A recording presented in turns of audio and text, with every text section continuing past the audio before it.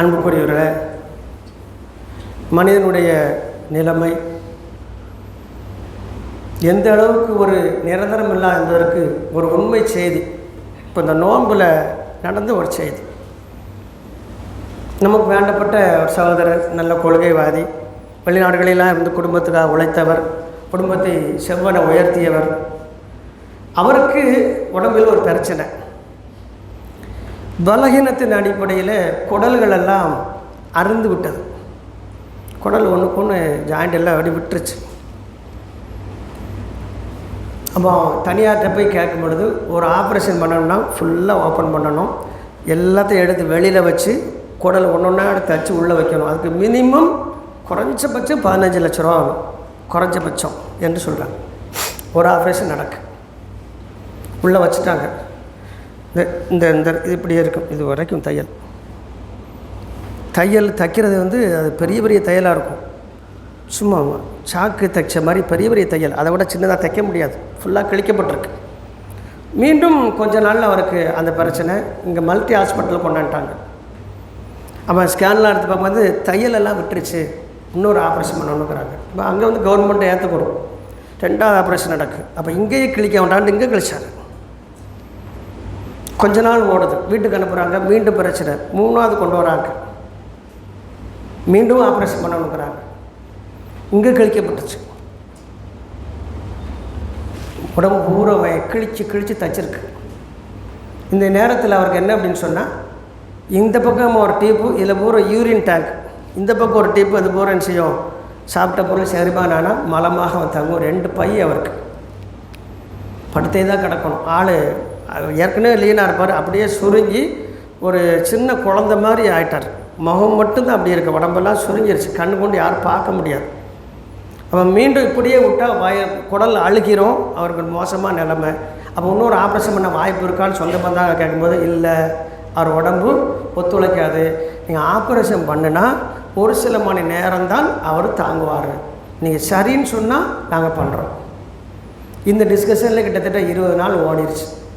அப்போ நிலம்பு ரொம்ப மோசமானவொன்னே குடும்பக்காரங்கள்லாம் முடிவு பண்ணி, இவர் வீட்டுக்கும் கொண்டு போக முடியாது, இங்கேயும் வச்சுக்கிட்டு இருக்க முடியாது, ஆப்ரேஷன் பண்ணாமல் இருக்க முடியாது, என்ன செய்யலாம்னு சொன்ன உடனே அவங்களா ஒரு நாள் கொடுக்கின்றார்கள். அவங்க டாக்டர் அழகாக சொல்ல, டீம் அழகாக சொல்கிறாங்க, நீங்கள் குடிக்கக்கூடிய நாள் அவருடைய மரண நாளாக இருக்கும். எப்படி இருக்குங்க? அப்போ அவங்க என்ன முடிவுக்கு வராங்க, இவரை இதுக்கு மேலே பார்க்க முடியாது, இருந்தால் நல்லா இருக்கட்டும், இல்லைன்னா போய் சேரட்டும் நிலைமைக்கு ஆப்ரேஷன் முதல் நாள் பண்ணுறாங்க. 10 மணிக்கு கரெக்டாக மறுநாள் மத்தியானம் 12 மணிக்கு ஆள் அப்படியே உறங்க நிலையில் போய் சேர்த்தார். இதில் என்ன வேடிக்கைனா, அவர் எந்த நேரத்தில் ஹாஸ்பிட்டலில் அவர் கூட இருந்து பார்ப்பதற்கு யாருமே சொந்த பந்தங்கள் எல்லோரும் இருக்க முடியலை. நீங்கள் ஒரு நாள், நான் ஒரு நாள் மாறி மாறி தான் வர முடியும். அவங்க வீட்டம்மா மட்டும் அதிக நாள் கூடவே இருக்குது, அதை விட்டுட்டு போக முடியாது.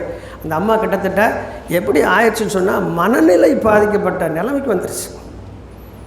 சரியாக குளிக்க முடியாது, சாப்பிட முடியாது, தொழ முடியாது, தூங்க முடியாது, நோன்பு வர நடந்துக்கிட்டு இருக்கு. ரொம்ப கஷ்டப்பட்டுச்சு, கடுமையான கஷ்டம். அவரை விட அந்த அம்மா பட்ட கஷ்டம் அதிகம். ஏன் இதை நான் இந்த இடத்துல பதிவு செய்கிறோன்னு சொன்னால், இதுதான் மனிதனுடைய நிலைமை. நம்ம நீ தடாத்திரமாக இருக்கும், சாஞ்சிட்டோம்னு சொல்ல வச்சுக்கிறீங்களேன், எல்லாமே சாஞ்சிடும். அப்பேற்பட்ட உடம்பு தான். நம்ம இரும்புனால எக்குனாலையோ பயங்கரமான ஆணி அடிச்சு இறக்க முடியாத பயங்கரமான பாடிலாம் இல்லை. பெரிய பெரிய பாடி பில்டர் கீழே இருக்க வெயிட்டை தூக்கி மேலே லிஃப்ட் அப் பண்ணும்போது அப்படியே சாஞ்சிருந்தான், அப்படியே விழுந்துருந்தான். போய் பார்த்தா இறந்துட்டாங்கிறாங்க. புல்லப்ஸ் போட்டுட்டு அப்படி எந்திரிச்சிக்கிட்டே இருக்கிறான். திடீர்னு எந்திரிச்சவே போகிறோம், கீழே எந்திரிக்கிறேன், பார்த்தா மூச்சு இல்லை, இறந்துருதான். பெரிய உடம்பு, இந்த விங்ஸ் எல்லாம் பெருசாக இருக்கும், ஆர்ம்ஸ் பெருசாக இருக்கும், தொடையெல்லாம் ஏறி போயிருக்கும், ஒரு பில்லப்ஸில் மூச்சு போயிடுது. அப்போ அல்லாஹ் எதை உணர்த்துகின்றான்? நான் நாடிய வரைதான் இந்த பூமியில் இருப்பார். உன்னுடைய சாகசத்தினால், உன்னுடைய திறமையினால், உன்னுடைய பலத்தினால் இந்த உலகத்தில் வாழ மாட்டாய். நான் உனக்கு ரிஸ்கை அளக்கும் அந்த நொடி வரை தான் இருப்பேன். அந்த நொடி, அந்த மர நொடி வந்து விட்டால், அல்லாஹ் சொல்லலையா, அவர்களுக்கு கொடுக்கப்பட்ட அந்த தவணை வந்து விட்டால் ஒரு கணம் முந்தவும் மாட்டார்கள், ஒரு கணம் பிந்தவும் மாட்டார்கள். என்ன நிலையில் இருந்தாலும் சரி, நோய் அதுக்கு ஒரு காரணம், அவ்வளோதான். அவன் ஆரோக்கியமானவன் சாவாம இருக்கணுமே, அவனு செத்துறானே. பாருங்க என்ன ஆச்சரியம். ராத்திரி பெரிய பிரபலமாக நடிகையாக இருக்கா, பெட்டிலேருந்து குப்பர் 2 கூட தான் சேர்த்து போகிறான். காலையில் எல்லாம் வரிசையில் நின்று பூச்செண்டு வச்சுக்கிட்டு இருக்கான். நினைச்சு பாருங்க, மரணம் விதவிதமாக வரும். மரணத்திற்கு காரணம் முக்கியம் இல்லை, அல்லாஹ்வுடைய காலக்கெடு தான் முக்கியம். அதனால் நாம் எல்லாம் பேஸ்பட்டபெல்லாம் அழகாக போட்டிருக்கோம், ரொம்ப அழகாக இருக்குது, நல்ல பணி, நல்ல தரம், சொந்த வீடு, நல்ல எல்லாம் இருக்கும், ஹெல்த்தியாக இருக்கும். எதுவுமே கிடையாது. உன்னுடைய கணக்கில் அல்லாஹ்வை திருப்திப்படுத்தக்கூடிய அமல்களாக எதை பதிவு செய்து வைத்திருக்கின்றாய்? யா அய்யுஹல்லதீன ஆமனூ இத்தகுல்லாஹ் வல்தன்னுர் நஃப்சும் மா கத்தமத் லிகதின். உன்னுடைய கணக்கில் எதை வரவு செய்து வைத்திருக்கிறாய் என்று என் ஆத்மாவே, என் அடியார்களே, நீங்கள் கணக்கு பார்த்து கொண்டே இருங்கள், அல்லாஹ்வை அஞ்சிக் கொள்ளுங்கள் என்று அல்லாஹ் எச்சரிக்கவில்லையா? அப்ப அதுதானே நம்முடன் வரும், அதுதானே நிரந்தரம். அந்த நிரந்தரமாக நம்முடன் வரக்கூடிய அந்த நல் அமல்களுக்காக என்ன பெரும் முயற்சி எடுத்திருக்கின்றோம், என்ன திட்டங்கள் வைத்திருக்கின்றோம் சொல்லுங்க. திருமண வாழ்க்கை ஃபெயிலு, வாழ்ந்துக்கிட்டு இருக்கவங்க வீட்டுக்குள்ளேயே. நேற்று ஒரு அம்மா நேற்று மனசு விட்டு பேசுச்சு. என்ன சொல்லுச்சுன்னா, அண்ணே ரொம்ப காலம் அதிசயமாக போச்சுன்னா, வீட்டுக்குள்ளேயே இருக்கிறோம், கணவன் மாதிரி பேச மாட்டேங்கிறாங்க. யதார்த்தத்தை அழகாக சொல்லுது, பேச மாட்டேங்கிறாங்க, எல்லோரும் கெஸ்ட்டு மாதிரி வீட்டுக்குள்ளே இருக்கிறாங்க. அப்படி டைம் கிடச்சின்னு எல்லோரும் செய்கிறாங்க, அவங்கவுங்க செல்ஃபோன் எடுத்துக்கிறாங்க. குடும்ப சூழ்நிலையெல்லாம் ரொம்ப கேவலமாகி போச்சேனே. அந்த அம்மாவுக்கு கிட்டத்தட்ட அழுவு வருது, அப்படியே சொல்லுது, இப்படி ஆகி போச்சேனே, ஏன் இந்த நிலைமை? அது கேட்கு, ஏன் இந்த நிலைமை? யாருமே நிம்மதியாக இல்லையே, யாருமே சந்தோஷமாக இல்லையே, எல்லோரும் வசதியாக இருக்கிறோம், ஆனால் நிம்மதி இல்லையே, இதுக்கு என்ன அப்படின்ட்டு கேட்குது. அது சும்மா யதார்த்தம் பேச ஆரம்பிச்சு கொட்டிடுச்சு அப்படியே. அப்போ இதுதான் யதார்த்தம். நல்லா விளங்கிடுங்க. நான் சொந்தம் இருந்தும் துண்டிக்கப்பட்டவர்களாக, பெற்றோர்கள் இருந்தும் குழந்தைகள் இருந்தும் நாம் துண்டாடப்பட்ட அனாதைகளாக இந்த உலகத்தில் வாழ்ந்துகிட்டு இருக்கிறோம். ஆகையால் அல்லாஹ்வின் திக்ரை கொண்டு எந்த இல்லம், எந்த இதயம் கட்டமைக்கப்படுகின்றதோ அவர்கள்தான் வாழ்க்கையில் உன்னதமானவர்கள், அவர்கள்தான் உயர்ந்தவர்கள், அவர்கள்தான் வெற்றியாளர்கள். அந்த நல்வாப்பை பெறுவதற்கான பாக்கியம் அல்லாஹ் நமக்கு தந்திருக்கிறான். ஆனால் நாமளும் தொழாமல் திக்ர் இல்லாமல் இந்த உலகம் உலகம் உலகம் உலகம் என்று பணம் பணம் என்று போய் கொண்டிருந்தால் அந்த பணம் ஒரு காலம் நம்மை காக்காது. நமக்கு தெரிஞ்ச அம்மா பேட்டையில் இருக்கிற வரைக்கும் அதை பார்ப்பதுக்கு வரலை. சென்னையில் இருக்கிற, பெங்களூர் இருக்கிற, வெளிநாட்டில் இருக்கிற மக்கமான வரல. ஆனால் இறந்த உடனே அந்த அம்மாவுடைய பீரோல்கள் எல்லாம் திறக்கப்படுது, பத்திரங்கள் எடுக்கப்படுது. என் அம்மா காதில் இருந்த கம்மலங்க, மூக்கில் ஓட்டுறது மூக்கத்தையங்க மக்கமாரெலாம் செய்கிறாங்க, விசாரிக்கிறாங்க. அந்த அம்மா செஞ்சிரும்மா, உடம்பு ரொம்ப மோசமானவங்களே, இந்த கம்மல் எடுத்து டெய்லி நான் சுத்தம் பண்ணதுக்கு வருவா, குளிக்க வைக்க வருவா, நான் பாதுகாப்பு வேலை அந்த அம்மா கொடுத்துருக்கேன்னு சொல்லிடுச்சு. மவுத்தானவொடனே முதல்ல கூட நின்னவங்க அதை எடுத்து அந்த அம்மா கையில் கொடுத்துட்டாங்க. அந்த கம்மலுக்கு பெரிய எனக்கு தான் அந்த கம்மல் சண்டைக்கு வருது. உயிரோடு இருக்கும்போது பார்க்க வரல, உயிரோடு இருக்கும்போது பார்க்க வரல. கம்மலுக்கு வராங்க, மூக்குத்திக்கு வராங்க, பத்திரத்துக்கு வராங்க, இந்த வீட்டில் இருக்க பணத்துக்கு வராங்க.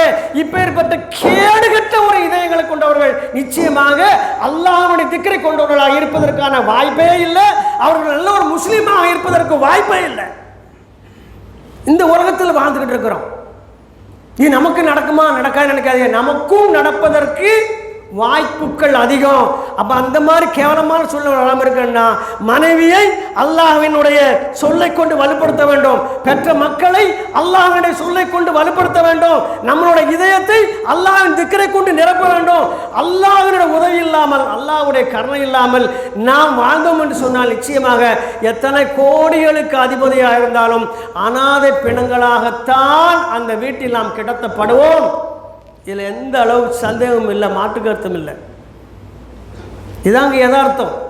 அதனால தான் அல்லாஹ் சொல்லுதான், யார் சாலியான அமல்கள் செய்தாங்களோ, ஈமான் கொண்டவர்கள் மட்டும் நிற்காம அவர்களுக்கு நான் சொர்க்கத்தில் என்ன செய்வான், தரஜா உயர்த்துவேன்னு சொன்னால், அப்போ அவங்க மேலே அல்லாஹ் பெரியப்பட்ட மக்களாக இருக்கான். யார் சொர்க்கத்துக்கு போகக்கூடியவர்கள் இந்த உலகத்தில் இருக்காங்களோ அவர்கள் இந்த உலகத்திலும் கண்ணிமிக்கர்களாக நடத்தப்படுவார்கள். யார் நரகத்திற்கு செல்வார்களோ அவர்களுக்கு ஒரு தண்டனை, ஒரு இழிவை இந்த அல்லாஹ் உலகத்திலேயும் கொடுப்பான். அதே அல்லாஹ் ரப்பல் ஆலமீன் அடுத்தடுத்த வசனங்களை சொல்லி காட்டுறான். ஆகையால் இனி வரும் காலங்களை நாம் நமக்காக சுயநலத்தோடு பயன்படுத்திக் கொள்வோம். என்ன சுயநலம்? துட்டு சேர்க்கறது சுயநலம். நம்ம நினச்சிக்கிட்டு இருக்கோம். நன்மை சேர்க்கறது தாங்க சுயநலம், நன்மை சேர்க்கறது தான் சுயநலம். ஏன்னா என்னுடைய கணக்கில் யாராலும் என்ன செய்ய முடியாது, நன்மையை சேர்க்க முடியாது. நான் யார் கணக்கு நன்மையை நானும் எடுக்க முடியாது. அவங்களுக்கு கொடுத்த நன்மை அவங்களுக்கு தான்.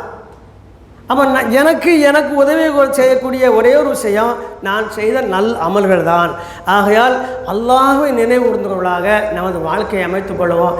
இனிமேலும் நாம் தொழுகை இல்லாதவர்களாக அல்லது தொழுகையில் பொடுபோக்கு உள்ளவர்களாக இருந்தோம் என்று சொன்னால் நிச்சயமாக அல்லாஹ்வை அஞ்சு கொள்ள வேண்டும். அந்த ஒரு நாள் நமக்கு வரும் முன்னே நம்மளுடைய நிலையை மாற்றிக்கொள்வோம். மரணம் எப்பொழுது என்று யாருக்குமே தெரியாது. ஆகையால் அந்த மரண தருவாய் நம்மை அடையும் முன்னால் நாம் அல்லாஹ்வுடைய அருளின் வாசலுக்கு அருகாமையில் சென்றுவிட வேண்டும். ஆகையால் மனதில் உள்ள குரோதங்கள், விரோதங்கள், பழி, பொய், பொறாமை, கேடான எல்லா விஷயங்களையும் எடுத்து வைத்துவிட்டு நான் ஒன்றுமில்லாதவன் ஒரே ஒரு வசனத்தை நான் சொல்லி செய்கிறேன், நிறைவு செய்கின்றேன். 2 நிமிஷம் தான் இருக்குது. அல்லாஹ் ரப்பல் ஆலமீன் சொல்லுவோம் இபாதுர் ரஹ்மான் உள்ளதீன யம்ஷூன அலல் அரளி ஹவுனவ். அர்-ரஹ்மான் அடியார்கள் யார் தெரியுமா? அவங்க முதல்ல பார்த்த பார்வையில் தெரியும், பூமியில் ஆணவம் கொண்டு நடக்க மாட்டார்கள். அவங்கள்ட்ட கர்வமே இருக்காது. என்ன காரணம்? அவங்க என்ன ஓட்டம் எப்படி இருக்குன்னா, நான் யாருப்பா, அல்லாஹ்வால் படைக்கப்பட்டவன், இந்த பூமியை நான் படைச்சேனா இல்லை, நான் போட்டிருக்கிறது என் ரப்பு தந்தது, நான் உயிரோடு இருக்கிறது என் ரப்பு தந்தது, இல்லை நான் எனக்குன்னு சொல்லி தானென்று அகங்கொள்வதற்கு என்ன இருக்குது? ஒன்றுமே இல்லை. ஆகையால் அவரோட நடை எப்படி இருக்குன்னு சொன்னால் பூமியிலே பணிவாக இருக்கும். அவரோட நடை பூமியில் அகங்கொண்டு இருக்காது, பணிவாக இருக்கும். இதில் தான் ஃபிரௌனை செஞ்சான்ல, அவனை ஆணவம் கொண்டு அலைகின்றான், பெருமை அடிக்கின்றான், அவன் ஆணவத்தில் இருக்கிறான், அவனை போய் எச்சரிக்கைன்னு சொல்லி மூசா அலைஹிஸ்ஸலாம் அவனை அனுப்பினான். ஆகையால் நாம் அல்லாஹ்வை அஞ்சக்கூடியவர்களாக, பூமியில் பெருமை கொள்ளாதவர்களாக, அல்லாஹ்வுடைய அடியார்கள் என்பதில் எந்த நேரத்திலும் நாம் உறுதியாக இருந்து நான் ஒன்றுமே இல்லாதவன், எனக்கு எதெல்லாம் இருக்கிறதோ என் ரப்பு தந்தது, ஆகவே என் ரப்புக்காக இந்த பூமியிலே வாழ்கின்றேன். அதனால தான் இறந்த உடனே சொல்லக்கூடிய சொல்லு இன்னா லில்லாஹி வ இன்னா இலைஹி ராஜிஊன். நம்ம அல்லாஹ் கண்டு வாழ்ந்துக்கிட்டு இருக்கோம், அல்லாஹ்ட்ட போக போகிறோம், அவ்வளோதான். அதனால் நான் ஒன்றும் இல்லை, நான் இதில் பெரிய ஆளெல்லாம் இல்லை. இன்று இருப்பார் நாளை இல்லை.